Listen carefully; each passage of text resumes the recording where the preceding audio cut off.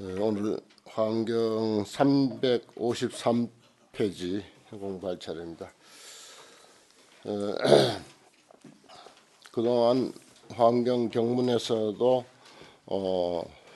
자주 보았고, 또 환경을 교리적으로 이야기할 때 여러 가지 연기를 불교에서는 이야기하는데, 환경에서는 법계 연기를 이야기하지 않습니까? 법계, 우주 법계가 모두 낱낱이 존재하는 것은 아무것도 없고, 모두가 연관관계를 맺고 이렇게 존재하고, 또 이와 같이 변화 발전하고 달라져가고 생주이멸하고 성주개공해 간다라고 하는 그런 내용입니다. 대개 이제 우리가 불교에는 연기설을 상당히 중요하게 생각하는 입장인데, 업감연기라고 해서 우리의 삶은 업으로 인연해서 돌아간다, 이렇게 보는 업감연기설이 있고, 또 모든 것이 또 진여다 해서 진여연기설이 있고, 그런데 환경에서는 법계연기, 법계 전체가 전부 독립된 존재는 아무것도 없고 전부 연관관계를 가지고 이렇게 굴러가고 있다, 그렇게 보는 것입니다. 그런데 이제 일체 존재, 또 세상사, 그리고 사람이 사는 일, 이 모든 것들이 전부 법계 연기적인 그런 이치에서 이루어지고 있다라고 이렇게 보는 것이 환경의 안목입니다. 우리가 지금 공부하고 있는 이 대목도 지난번에도 이제 보아왔습니다만, 보면은 그래요. 우리가 공부를 하는 것, 수행을 하는 것, 그리고 이제 일선에서 포교하고 교화하고, 또 스스로 깨달음을 성취하고, 뭐 심지어 업을 짓고 살아가는 모든 삶, 그것은 전부 법계 연기의 원리대로 이루어지고 있다 하는 것입니다. 뭐 심지어 사찰 운영에 이르고, 또 기도를 한다든지 사경을 한다든지 다란이를 외운다든지 무슨 금강경을 위주로 독송을 하는 그 사찰이라든지, 사찰마다 다 특색이 있지 않습니까? 특색이 있는 것은 왜 그래 특색이 있느냐? 사찰을 운영하는 최고 책임자인 주지스님의 그 어떤 사상과 자신의 어떤 그 생각, 또 수행 이력, 이런 것에 인연해서 그렇게 돌아가는 거예요.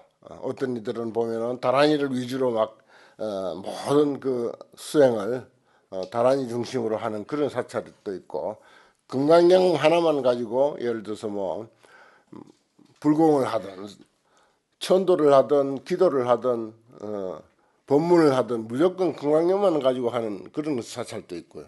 그것도 역시 이제 중심되는 스님이 금강경을 열심히 공부했고 금강경을 좋아하는 그 인연으로 거기에 가까운 인연들에게, 신도들에게 파급되는 그런 영향력은 곧 그렇게 이제 연기해 가는 거예요. 오늘 공부하는 내용은 여기 업의 덕이라고 하는 건데, 그 페이지 제일 위에서 이제 보면은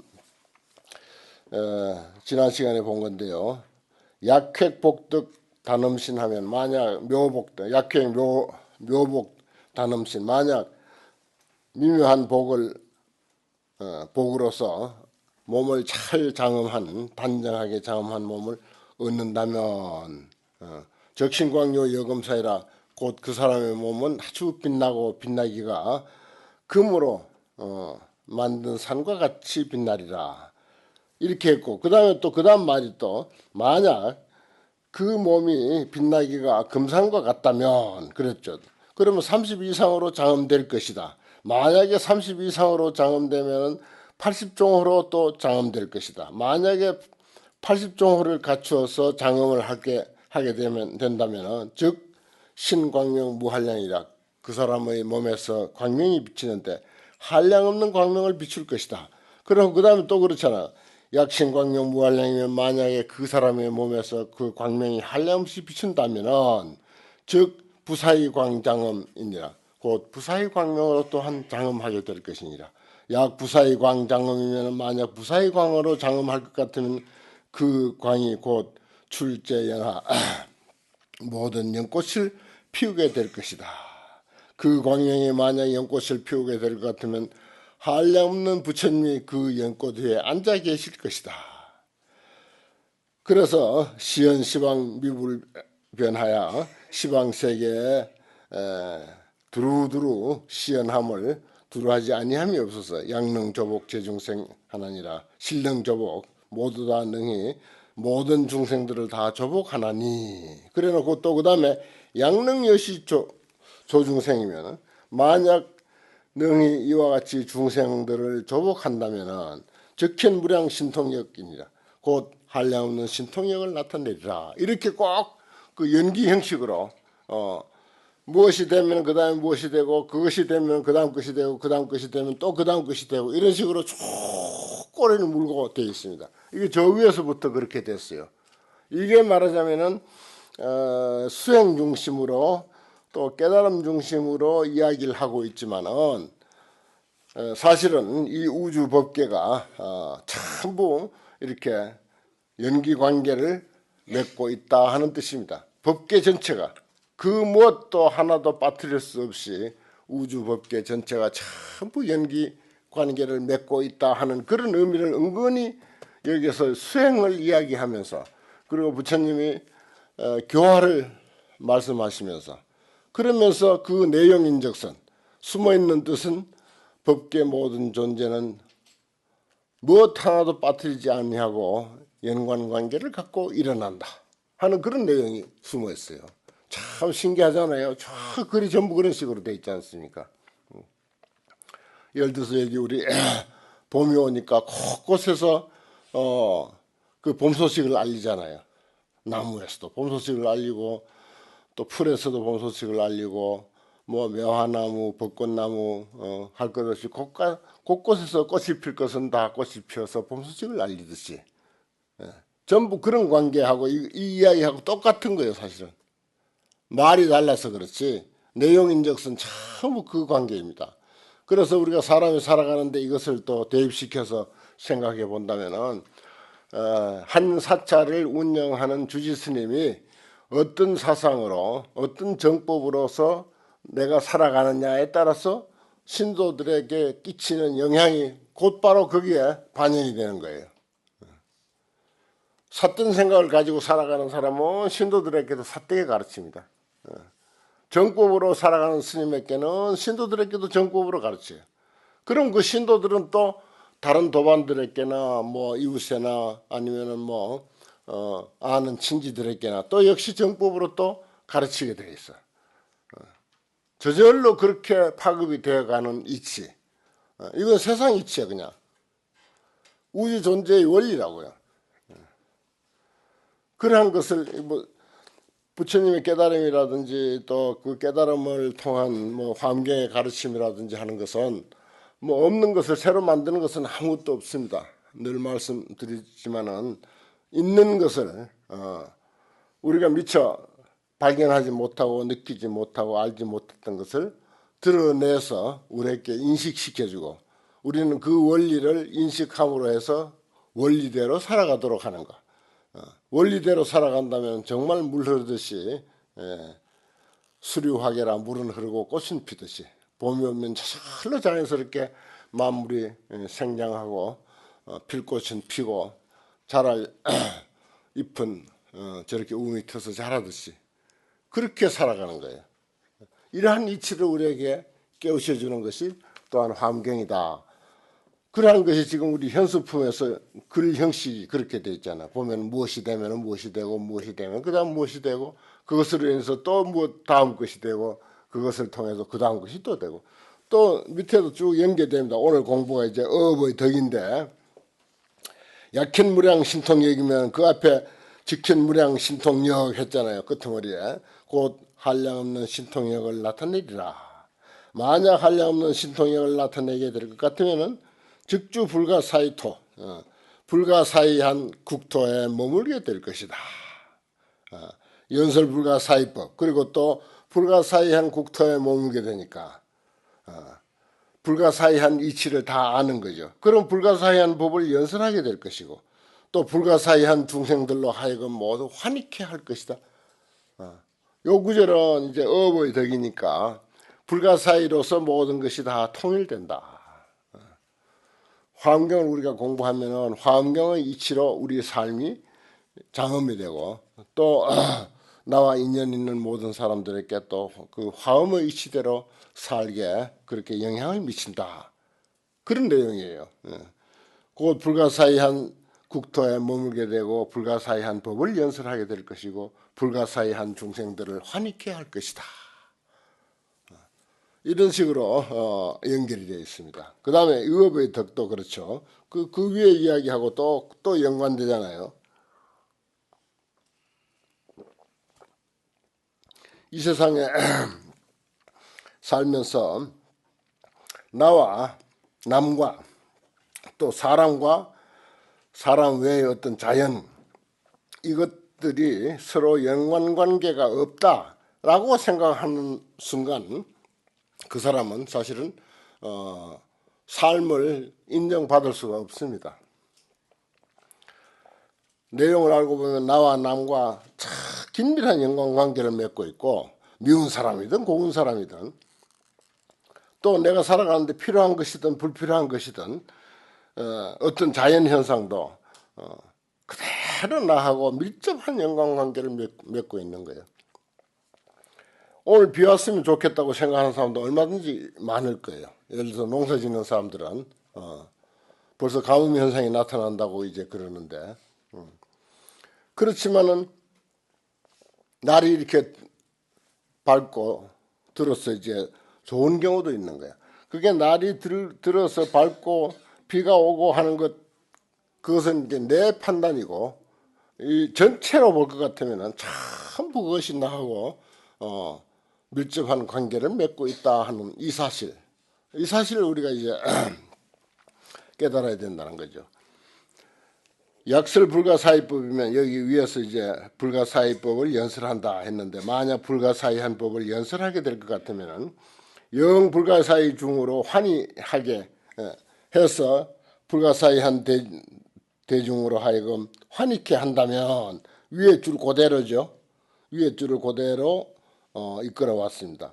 곧 어떤 현상이 일어나는가? 지혜 변제력으로서 수중생심이 화유하리라. 중생들의 마음을 따라서 교화할 것이다.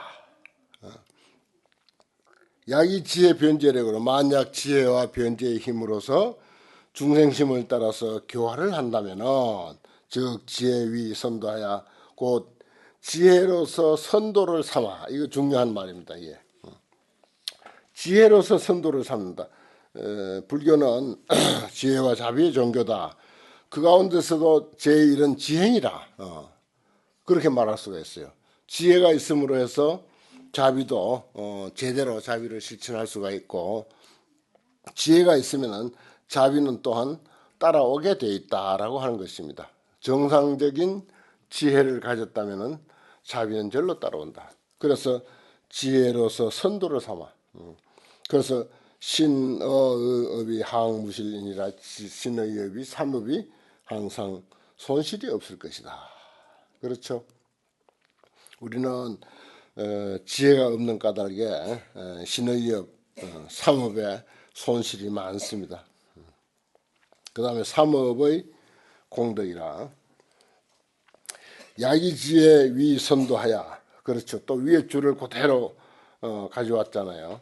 만약 지혜로서 선도를 삼아서 신의업이 항무실할 것 같으면 신의 삼업이 항상 손실이 없을 것 같으면 즉기 원력 득자전이라 그 원력이 자유자재함을 얻을 것이다.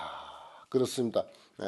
우리가 어떤 원력을 세우고 그 원력을 실현한다고 하면은 일단 삼업이 충실해야 됩니다. 삼업이 충실해야 돼요. 삼업이 충실할 것 같으면 뭐라고? 그 원력이 자제함을 얻을 것이다. 그래서 보수, 재치, 이 현신이라 삼업이 충실하고 그래서 그 원력이 자유자재해지고 그 다음에는 지옥아기 축생 인도 천도 아수라 그 모든 곳을 따라서 현신하게 된다. 누구를 제도하려 하더라도 아무리 뭐 높은 고위층 정치인을 제도하거나 뭐 시골 하찮은 사람들을 제도하거나 그 어떤 경우에 사람을 제도하거나 간에 나는 거기에 맞춰서 현신할 수 있다. 약기 원력 득자재하야. 만약에 그 원력이 자유자재함을 얻어서 보수재치 이현신이면 널리 재치, 지옥 육치죠.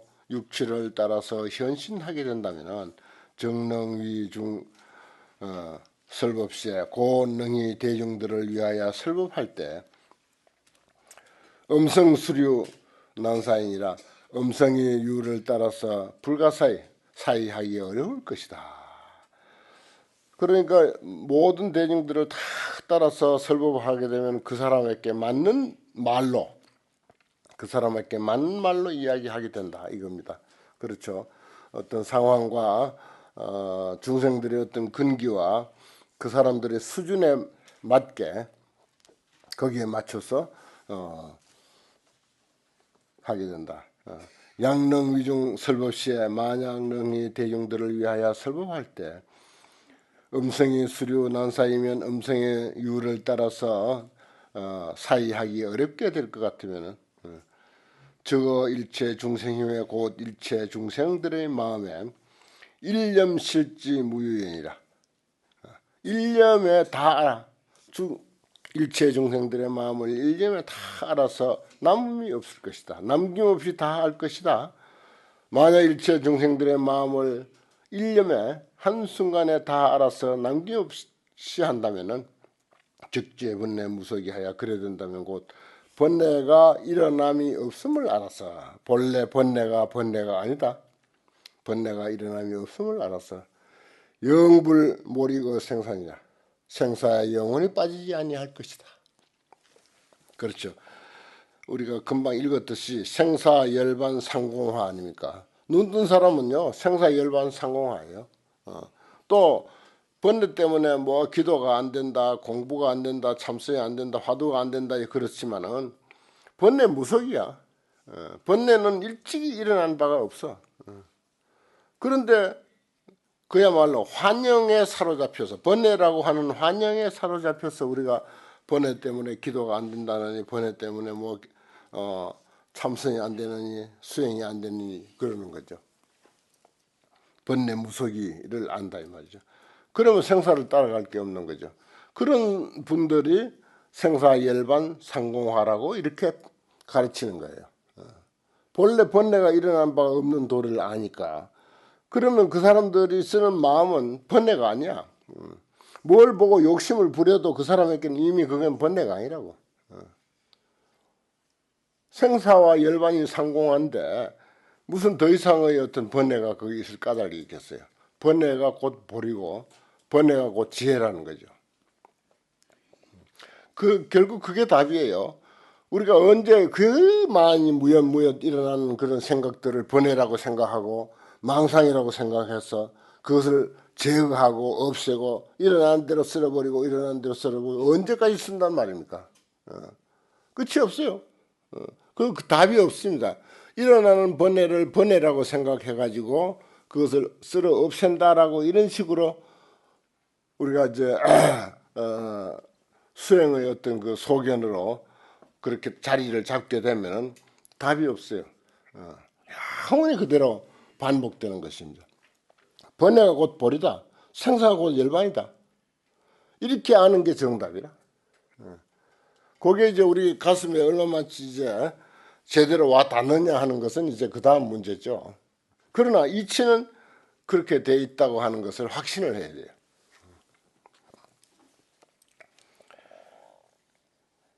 좋은 말이죠. 즉지 번뇌 무속이 하여 영불몰이의 생산이라. 영원히 생사에 몰입하지 아니할 것이다. 약지 번뇌 무속이 하여 만약 번뇌가 일어난 바가 없음을 알아서 영원히 생사에 몰입하지 아니하면 즉핵공덕 법성신 공덕법성신을 얻게 될 것이다. 공덕법성신을 얻어서 어법위력으로 이 법이 법의 위력으로서 현세간입니다. 세간에 나타난다. 그때는 어떤 상황, 어떤 처지에 처하더라도 우리는 법의 위력으로서 세간에 현신하게 된다. 약해 공덕법성신하여 만약 공덕법성신을 얻어서 법의 위력으로서 세간에 현신하게 될 것 같으면은 즉획 십지 십자제하여 곧 십지의 십자제라고 하는 것을 얻어서 수행제도 승해탈리니라. 제도의 수승한 해탈을 제도라고 하는 것은 말하자면 육도 화엄경에서는 십도 십바라밀 그러죠. 그 십바라밀의 수승한 해탈을 수행하게 될 것이다. 여기도 그 형식도 그 법계 연기의 원리에 맞게 이렇게 썼습니다. 꼭 이렇게 써야 할 이유는 없는데 그러나 이제 법계 연기의 원리에 맞춰서 쓰다 보니까 화엄경의 주된 말하자면 사상이 그 법계 연기를 빼놓고는 이해가 또 안 되지 않습니까? 그 법계 연기의 원리에 맞춰서 이렇게 쓰는 거예요. 내가 언젠가 말했죠. 여기 이제 뭐 십지도 나오고 십자제도 나오고 이제 그러는데 이런 것들도 꼭 10가지로 써야 되느냐? 아니에요. 9가지도 될 수가 있고 8가지도 될 수가 있고 11가지, 12가지도 될 수가 있는데 그래도 무조건 10이라고 만수를 쓰는 거예요. 그게 이제 원만의 이치인 거라. 그대로 원만하다. 세상의 존재는 현재 그대로 하나도 건들지 아니하고 하나도 고치지 아니하고 현재 있는 그대로 완전 무결한 존재다라고 하는 것을 암암리에 그렇게 이제 보여주는 그런 이치입니다. 여기서 십자제는 깨달음을 이제 얻으려고 수행하는 사람이 갖추고 있는 10가지 초자연력, 아주 초능력 같은 그런 아주 힘을 말하는 것인데 명자제, 수명이 자유자재하다 이거예요. 우리는 수명이 자유자재하지 못하죠. 그 다음에 마음이 자제하다. 마음, 우리 마음 참 마음대로 안 되잖아요. 마음이야말로 정말 마음대로 안 되는 거라. 그래서 그 전에 내가 어디선가 나왔죠. 봉행불교 상습심이라. 불교를 봉행한다고 하는 것은 뭐냐? 항상 섭심하는 거다. 마음 단속하는 거다. 내가 그 구절 보고는 참 마음에 새긴 바가 아주 컸습니다. 한마디로 마음 단속할 줄 아는 게 불교다. 마음 제재로 안 되잖아요. 그런데 여기 이제 십자제라고 하는 데는 마음 자제, 마음이 자유자재한다. 내가 마음 그 어떤 현상, 경계에 안 끄달린다라고 딱 한번 작정해버리면 다시는 안 끄달리는 거예요. 무심해버려 그냥. 무심해버리는 거예요. 근데 우리는 무심하려고 배워서 하도 많이 배우고 들어서 알지. 아이고 이거 내가 마음 안 끄달려야 되는데 안 끄달려야 되는데 속으로 별별 궁리를 다 하고 관세음보살도 막 불러봤다가 뭐 엄마니반명도 불러봤다가 시장보살도 불러봤다가 심효장구 대단한데 해봤다가 있는 처방 다 써보는 거예요. 10가지 처방, 100가지 처방 다 써보지만은 결국 그놈의 마음 그 어떤 현상에 끄달려 가지고 그거하고 치닥거리 하다가 그냥 상처받고 마음에 병들고 그런 일들이 부지기수 아닙니까? 그렇습니다. 그래서 참 환경 같은 데서 불교를 받든다는 건 뭐냐? 마음 단속하는 일이다. 마음 관리 잘하는 일이다라고 하는 그런 말. 그 보살은요 그런 거 저런 거 소용없습니다. 보살은 항상 앞에서 우리 정행품에서 봤잖아요. 어떤 일을 하든 세수를 하든 옷을 입든 뭐 화장실을 가든 뭐 옷을 목욕을 하든 손을 양치질을 하든 뭘 하든 어느 순간 어느 때고 항상 중생을 위한 마음으로 가득 차 있기 때문에 마음 단속하고 자시고 할 필요가 없는 거야. 이건 그 완전한 보살은 그런 상황인데 그렇지 못한 사람들에게는 이제 마음 관리가 또 중요한 거죠. 그래서 선방에도 주련 같은 데 이렇게 보면 단자의심 무만물 만약에 만물에 그 걸리지 아니할 것 같으면 만물이 나를 아무리 애워싸고 있은들 하방 만물 상위열이요 어찌 만물이 나를 애워싸고 있는 것이 무엇이 방해되겠는가. 바로 그거예요. 내가 만물에 무심할 것 같으면 현상에 나 밖에 다른 모든 상황에 무심할 것 같으면 다른 상황이 아무리 시끄럽고 못하다 하더라도 그런 것이 천가지 만가지로 나를 애워싸고 짓누르고 쪼아온다 하더라도 무슨 방해가 되겠는가. 얼마나 속이 시원합니까. 그런 것을 선방주련에 저 이렇게 걸어놨잖아요.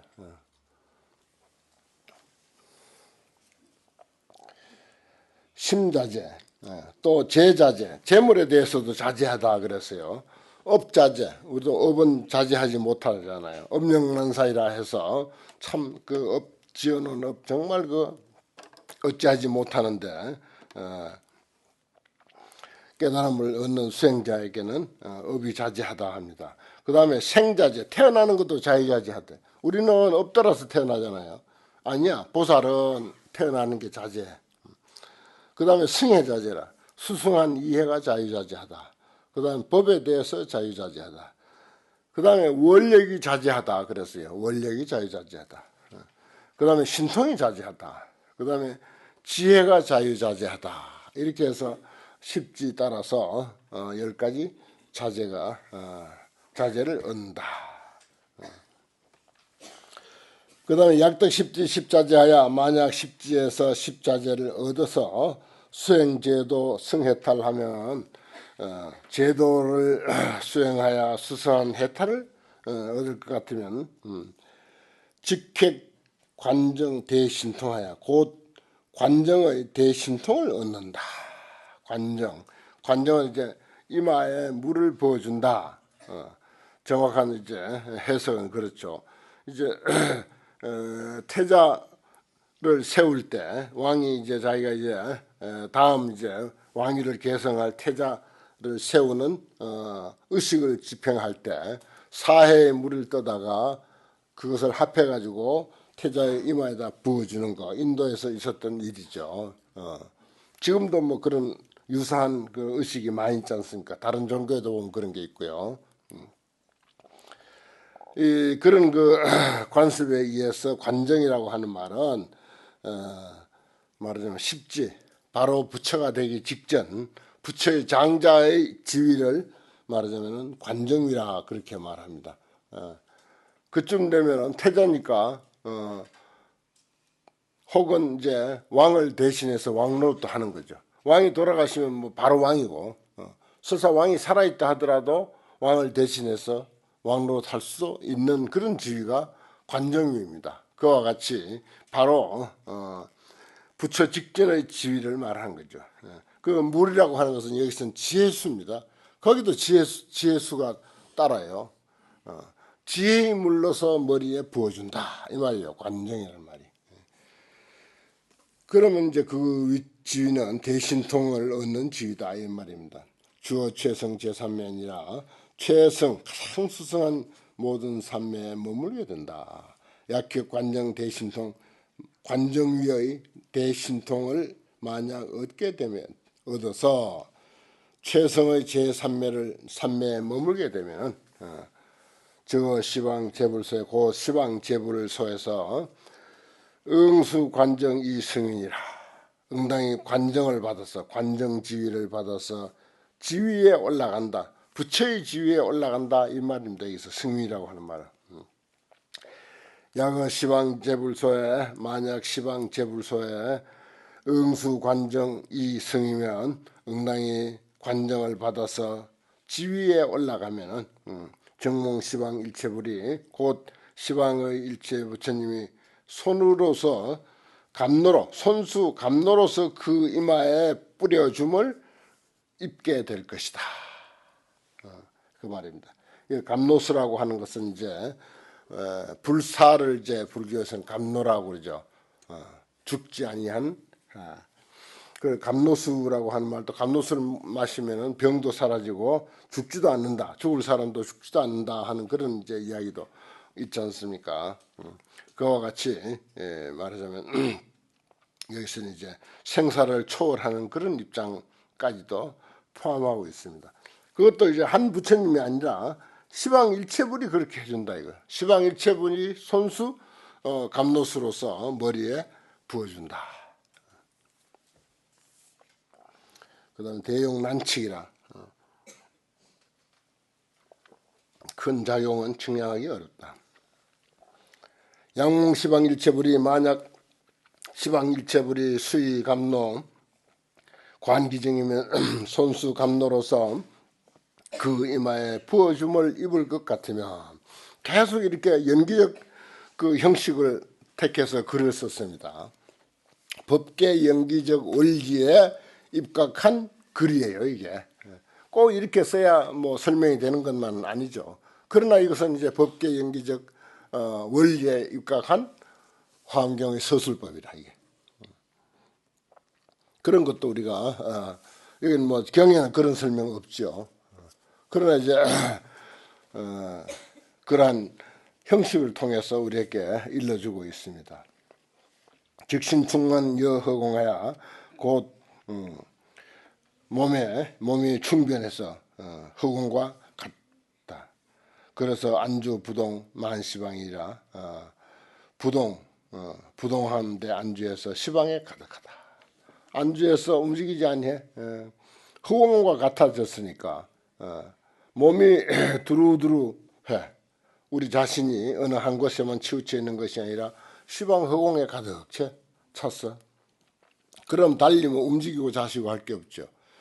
작아야 움직일 게 있죠. 그러나 하나라 온 시방 세계가 내 몸 전체야.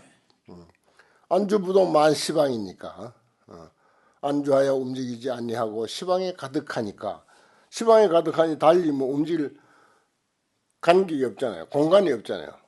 공간이 있어야 움직일 텐데 공간 없이 전체가 내 몸이니까 움직일 까닭이 없는 거죠. 이게 그대로 법계 다시 말하면 이 온 우주 법계가 그대로 진리의 세계다. 사실 법계라고 하는 말도 이제 환경에서 잘 쓰지만은 그대로 그 낱말 하나만 가지고도 우리가 진리의 세계다 이렇게 이제 보는 건데 시방 전체가 진리의 세계다. 그래서 우주 법계 이런 표현을 쓰지 않습니까? 약신 충변 여허공하야 만약에 몸이 충변해서 허공과 같아서 안주 부동하야 시방에 가득하면은 즉피 소행 무여등하야 곧 그 사람이 행하는 바가 더불어 같을 리가 없어. 제천세인 망능진이라 모든 천인들이나 세상 사람들이 능히 알지를 못할 것이다. 그렇죠. 그런 지위에 오른 사람이라면 뭐 이거는 아무도 따라서 알 수 없는 그런 경지다. 그 다음에 결탄 공덕이라 공덕을 이제 맺어서 찬탄한다. 보살 근수 대비행하여 보살이 부지런히 대비행을 닦아서 원도 일체 중생들을 제도하기를 원해서 그 결과를 이루지 아니함이 없을세. 견문청수 약 공양이면 보고 듣고 청수해서 만약에 공양한다면 미불계령 획안락이니라 다 하여금 안락 얻지 아니함이 없을 것이다. 모두들 안락을 얻게 될 것이다. 이건 이제 어떤 한 보살이 대비행을 닦아서 일체 중생들을 제도하기를 원한다. 그럼 그것도 다 된다 이 말입니다. 그래서 그 영향으로 우리가 견문 청수할 것 같으면은 그리고 공양을 올릴 것 같으면 모두가 안락을 얻게 된다. 피제 대사 위실력으로 저 모든 대사 여기는 이제 보살을 말하는 것입니다. 대사의 위실력으로 법안 상전 무결감하여 법의 눈이 진리를 보는 눈이죠. 금강경에도 이제 법안이 있지 않습니까? 진리를 보는 눈. 그 오안을 이제 거기서 말하고 있는데 그 오안이 완전 무결하게 갖춰졌을 때 그때 이제 말하자면 진정한 이제 그 부처라고 하는 그런 의미죠.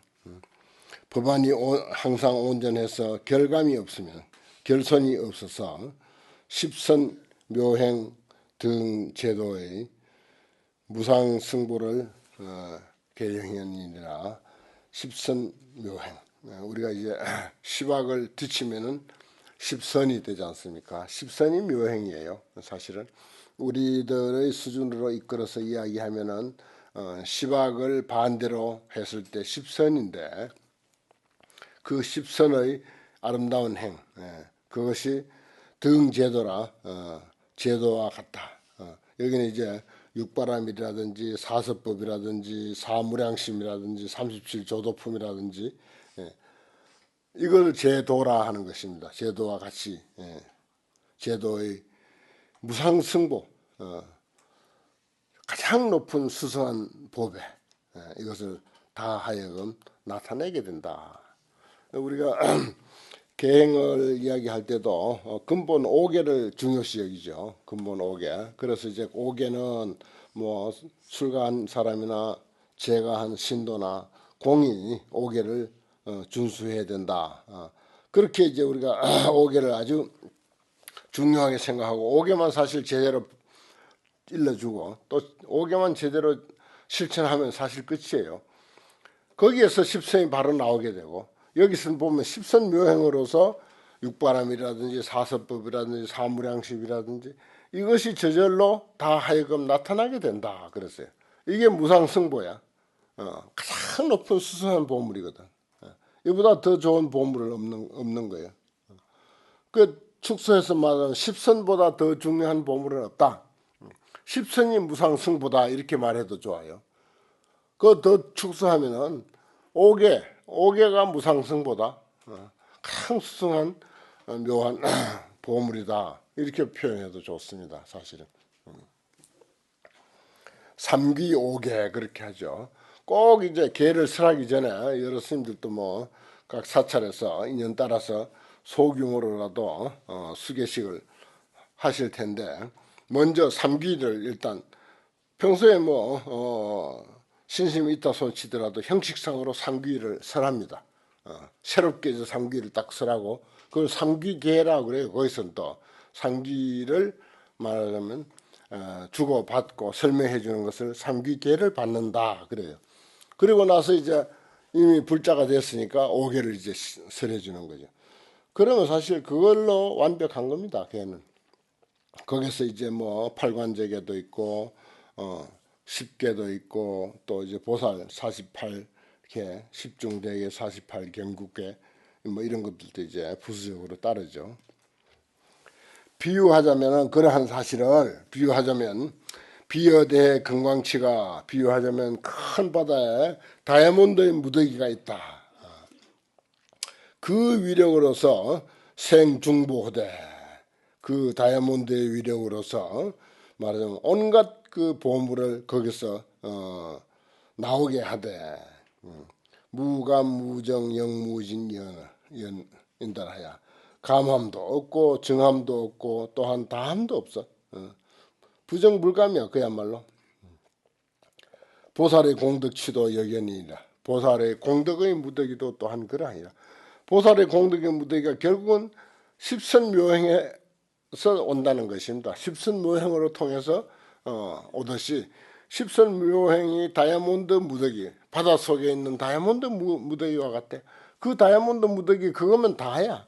무슨 보물이든지 그걸 더 지나갈 수가 없고 거기에 다 있어.